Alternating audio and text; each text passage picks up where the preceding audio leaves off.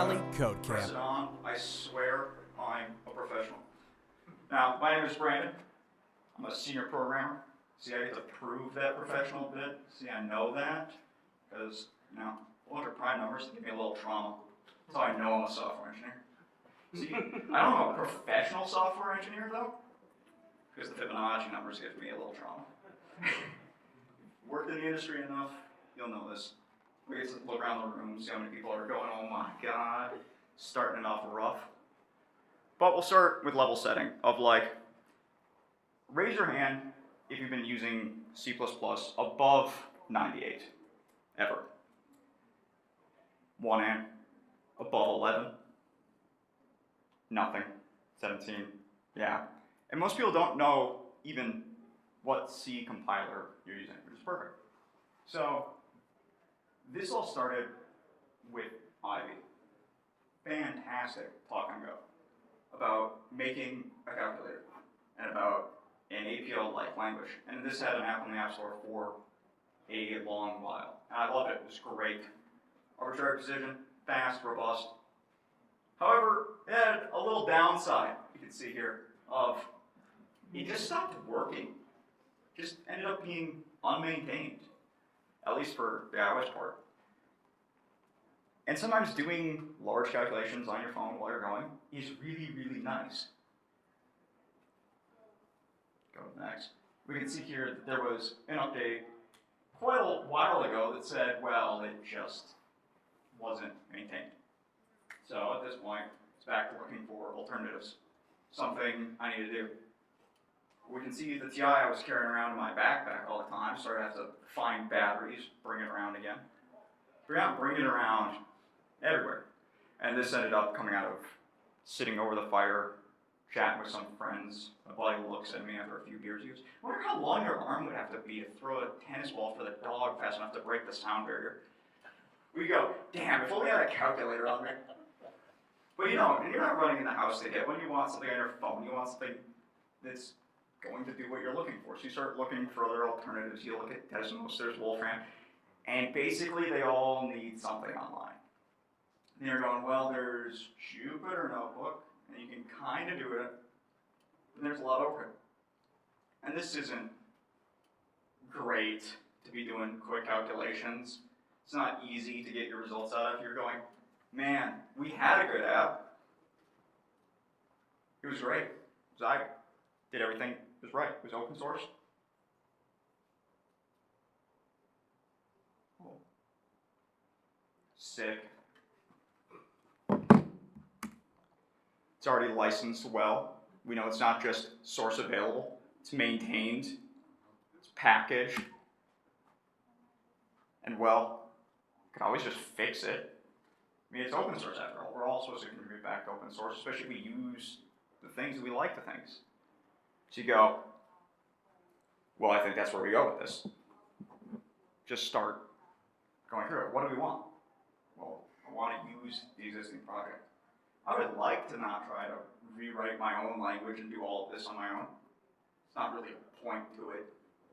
I want native UI and stuff. It was cool, but non-native things are iffy to interact with. And when you're relying on implementing all that yourself, updates can break it. The original was a REPL system. I wanted something file-based, Functions are kind of cool. I want to just, no new functionality. See, we're already straying very far from that. The problem is I got strong opinions on programming languages. If anybody's met me, they'll know this to be true. Now, I've spent 10 years coding, 8 years at Jamf. I've done more languages than I've been coding for years. Highlighting the ones that I have actively shipped at Jamf to ones that I just have personal projects in and stuff. And the reason I have liked so many, and I've tried so many, is there's pros and cons to everything. Everything does something better in some way. And this comes to just getting the right tool for the job. It's rarely ever one tool. Now you can look at everything like it's a hammer. Now I had to use a hammer redoing my bathroom. I had to use a lot more tools than just a hammer to get the job done though. Sometimes you need more. Trust me, I used a hammer to get some of this apart. They don't put things back together real well, though. So sometimes you have to use other tools. So why not both?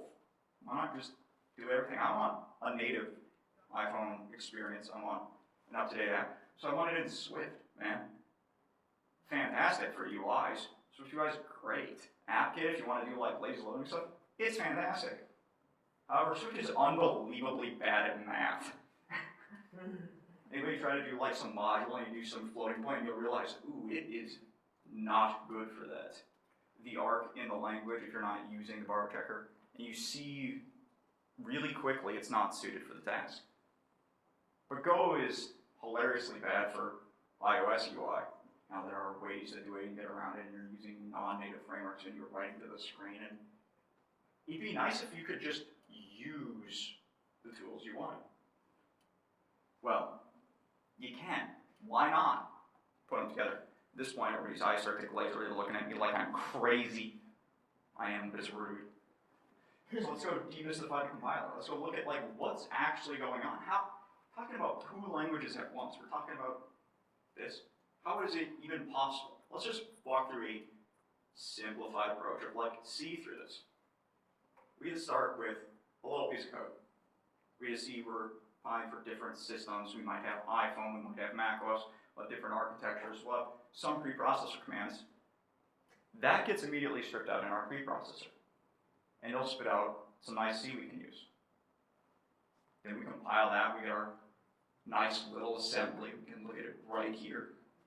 Cool, simple. We're squaring numbers. Then we get our little bit of assembly out of the assembler. We link them together. Now we got our output. We can go run our binaries. What part of that was C?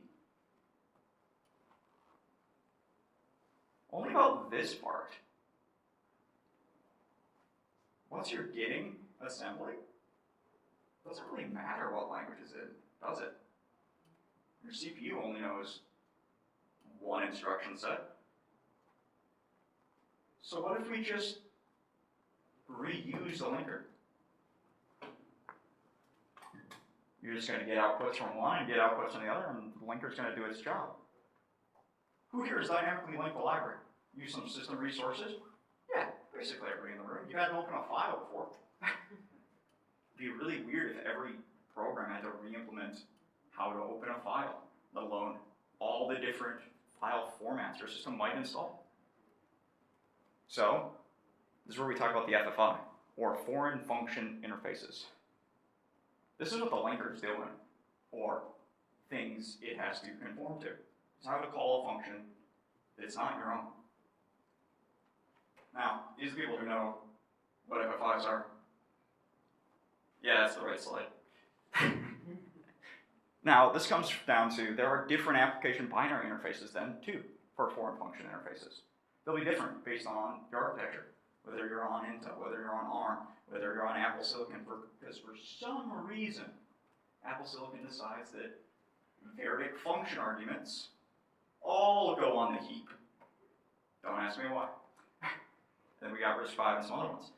This is the main reason where, when you're compiling for triples, your OS and your version and stuff, this is why they don't just run on other machines. It's all Linux. Why does my Linux for this one not run on this one? Oh, they're both Intel. Why does my one for Mac also not run on Linux? Well, a lot of this is why. We can see that here with our little piece of assembly. You can see on square, we're putting number 5 into our first register.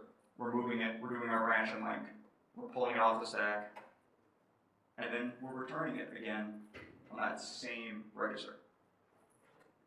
None of this is C, but we know how to call a function with one argument. Regardless of what language we're in, they're all the same. Now this is, we're going to argue that C and JavaScript are basically the same, in the sense that there are tons of C compilers. C is a standard at this point. I mean, it is a standard. Here's the ISO standard for it. So is JavaScript. And there are minute differences between all JavaScript runtimes. Some of them have tail recursion, some of them don't. And in the same way that C and JavaScript have all these different runtimes and compilers, and them themselves are a standard, JavaScript's JSON became an API standard. It became the interchange layer because there were so many ways to do it. In the same way, C's FFI became an API standard of its own.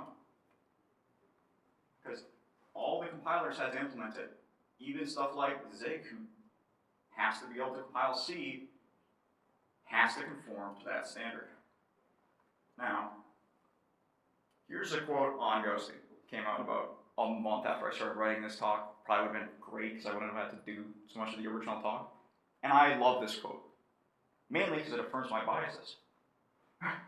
But it's true. Ghosty is written in Zig, but its front end is in Swift and AppKit. And on Linux, it's in GTK4, given that's still in Zig. This is native. Native doesn't mean it's all in the language that your UI is in. It means it's one binary. There's no VMs, there's no overhead. You're not running on Electron, you're not doing other things. So now I know a way to do this. I got proof that's out there in the wild. Now all that matters is just updating that calculator. We know it. I just have to write a UI. Should be easy. Programmers are the best at estimating things. So I'm sitting here going, okay, it's going to take 1 day to get Go embedded in a Swift app. Easy. Get them compiling together. It's going to be 5 days to get the UI to work. Get virtual lines. 4 hours to display a help page. We're being a little generous now. We're going to say it's going to take me 4 hours to create an app icon. I'm estimating 7 days in total to do this work. However, I know the Scotty principle, okay? If you want to be a hero, you want to be good at estimating, overdo it. So I took 2 weeks off of work. Deadline's in a month for this talk. Last year. Yeah, I didn't make it. Didn't make it even close. It took me 6 months to do this. I'll show some demo why. It wasn't Go embedded in Swift. That only took 3 hours. Everybody laughs at the 1 day, but that was the quick part. The rest of it was TextKit. Apple's UI for how you have to draw text to the screen. Yeah. These are their example apps. None of them worked. Apple doesn't know how to write TextKit, so I went and talked with a friend that worked at Apple. It was like, hey, how are you guys doing TextKit? So if you are, he goes, we're not. It's like, so good to know. Good to know. See, TextKit's like a cat. There's a ton of documentation online how to use it. You want to know how to pick up a cat? Oh my god, there are so many tutorials. You ever try to do it? I don't care how much you've read or researched beforehand, you're going to realize picking up a cat's hard. Now, at this point it is all on GitHub, and we can see this is what it ends up coming about. We'll show some demos after this, and we'll show more examples of what we're talking about with multi-language compiling and why this is cool. Okay? Like, here we go then. Same backend, running in Go. We can see now, an iPhone running on Mac, it doesn't matter. You want to use a language for something? Do it. I can tell you what, Swift can't do that. So let's look at some examples. Let's show some code in action. Because I know sitting here just talking about it, it's not always the easiest to grasp, even after demystifying the compiler. Whoa, that is small. Well, we can see over here, we'll have our C header. And this will be basically what we're agreeing on. These are your JSON docs. This is how your code's going to be structured. You're going to figure out how you tell your other languages, this is where I'm putting stuff. In the same way you would in C, where you're importing a header, you'll do that in Go. You'll say, here's my result function. I'm implementing that from the header. I'm going to expose it. So that way, in Swift, when you're linking against the same header, you say, don't worry, that function's been defined. I'm telling you it's been defined because I'm telling you you're sharing the same header. Neither of these knows which is the consumer or which one's going to give it up, but they know the interface. They know how to compile to it. Now you just compile one or the other, you're right, they're not going to run. That's where you need the linker to go link them together so that when this function call happens, it knows where that pointer is in that binary. It's going to jump and link. It's going to go right to the right spot and call it. So now let's go look at some other examples that we can actually play around with. Let's go look at a polyglot program. I'm going to put this up on the screen just for people to scan or look at it. We're going to just hop into it in the terminal. This is going to be the end of like the structured form of this talk, and we're going to go into more examples here. Just want to say, like, quick summary of this talk is, yeah, this talk's the obvious. Obviously, you can standard link things. Obviously, you can dynamic link things. So why give a talk? Well, sometimes it's good to state the obvious. We get to learn something from it. Obviously, you're all talented developers. That's why you came out here. You're using your Saturday to come listen to some guy talk about making programs. Obviously, you're passionate. And I've had the privilege of working with the developer group for a while now and seeing so many cool applications come up. Obviously, all the people are talented. But what ends up happening is a lot of them don't make it past POC or the initial thing, not because they're not cool, they are, obviously. It's that they'll run into something of UI or something that doesn't work in the language they chose. And instead of adding something, instead of doing the UI, they'll say, I need to rewrite it. Rewriting is never fun, especially with a personal project, and that's the death of all these projects. The goal of this talk is to give you guys a toolkit so that next time you encounter that, next time you look at this, you have something to get around those problems. A tool in your toolbox, so when you're trying to put a square peg in a round hole, you at least have a saw. So then let's go look at some examples, and we'll do it with programs here that are also in that. Cool, I have an update. I'm not doing it. We'll make this bigger. See if we can do that. Is everybody able to read that fairly well?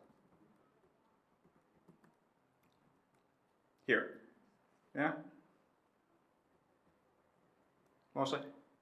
So let's take an example of we were writing the game of life in C, Go, Rust, and Swift. Now at any point we can say we want, and I split these all down into the different components. The main component, the get set component, step, next. That part doesn't really matter. So then we can do the same in like Rust or something. We can say, here's our main. So let's go grab our build for this. And we'll say, for our linker, we have our main in Rust. Let's say we want our get and set to be in, I don't know, Go. What do we want our next in? Swift, I guess. We'll put our step function in, I don't know, C. Go save this up.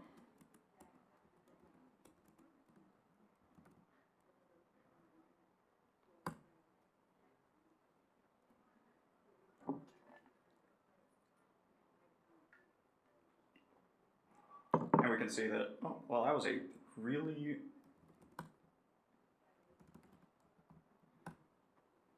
We can see that now we have our game of life playing. Doesn't matter that those things that ended up getting linked were in different languages. You might as well just write them in whatever you want.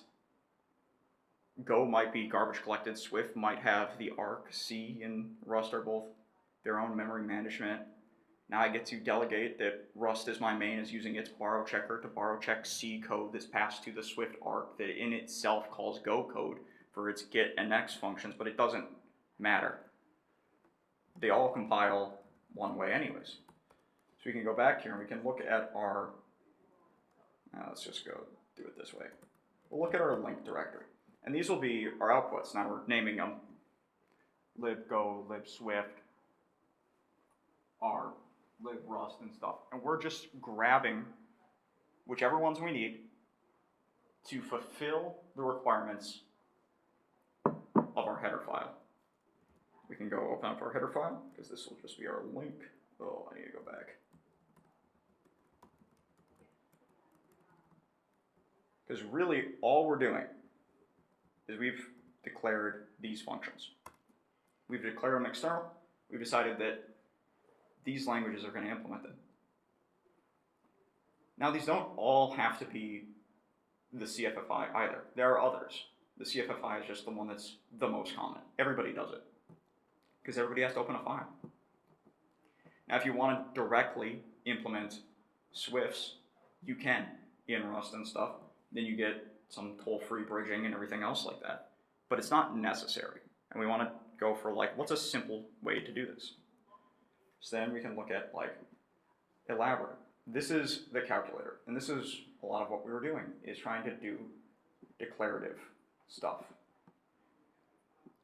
So now if I had a deck of cards, I can declare and shuffle it, and watch it run. As a cool way to just showcase some of the stuff we can do.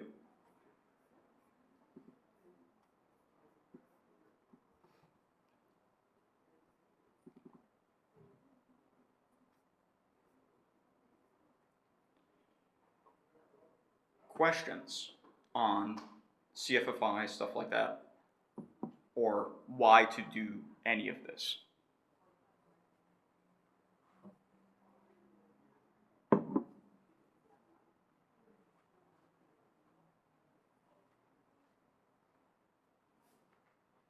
No questions? Okay. Thank you.